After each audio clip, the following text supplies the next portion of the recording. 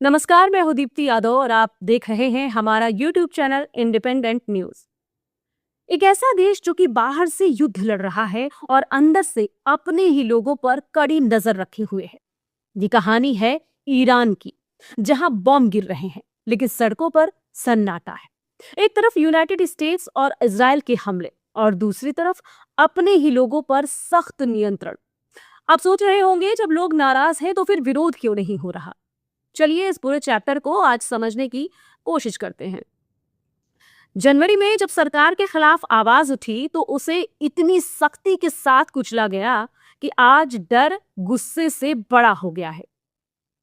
हर जगह check post, हर गली में सुरक्षा बल और रोजाना गिरफ्तारियां। यहां तक कि अगर कोई युद्ध की तस्वीरें या फिर फोटो बाहर भेज दे तो वो भी शक के घेरे में आ जाता है।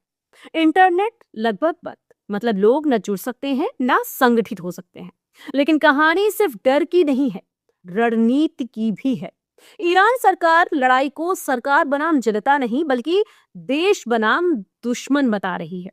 यही वो मनोविज्ञान है जिसे रैली अराउंड द फ्लैग कहा जाता है। यानी जब बाहरी खतरे के समय लोग सरकार के साथ खड़े हो जाते हैं। और यही वजह है कि नाराज लोग भी सड़कों पर नहीं उतर रहे।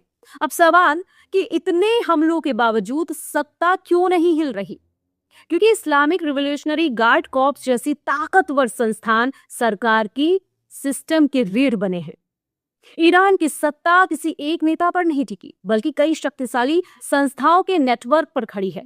धार्मिक, सैन्य और राजनीतिक, यहां तक कि बड़े कमांडर मारे गए, फिर भी सिस्टम चलता रहा। दूसरी तरफ सरकार समर्थक मीडिया लगातार ये दिखा रहा है कि ये लड़ाई रक्षा की है और नागरिकों की मौत को भावनात्मक मुद्दा बनाया जा रहा है। ईरान की रणनीति भी अलग है, सीधी जीत नहीं बल्कि दुश्मन को थकाना, हॉर्मुज स्ट्रेट के जरिए ग्लोबल तेल बाजार पर दबाव डालना और युद्ध को लंबा खींचना।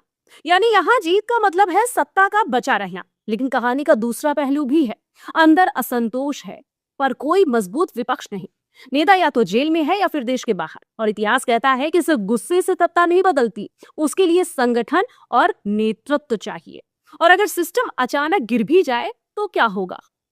लीबिया और इराक जैसे उदाहरण बताते हैं अराजकता और लंबी अस्थिरता।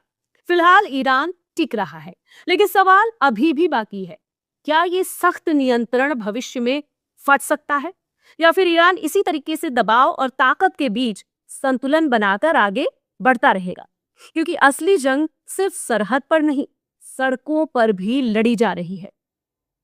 फिलहाल आज के लिए इतना ही। आप ढेर सारा ख्याल रखिए और हमारे चैनल को ऐसे ही एक्सप्लेनर के लिए सब्सक्राइब करते रहिए। नमस्कार, जय हिंद।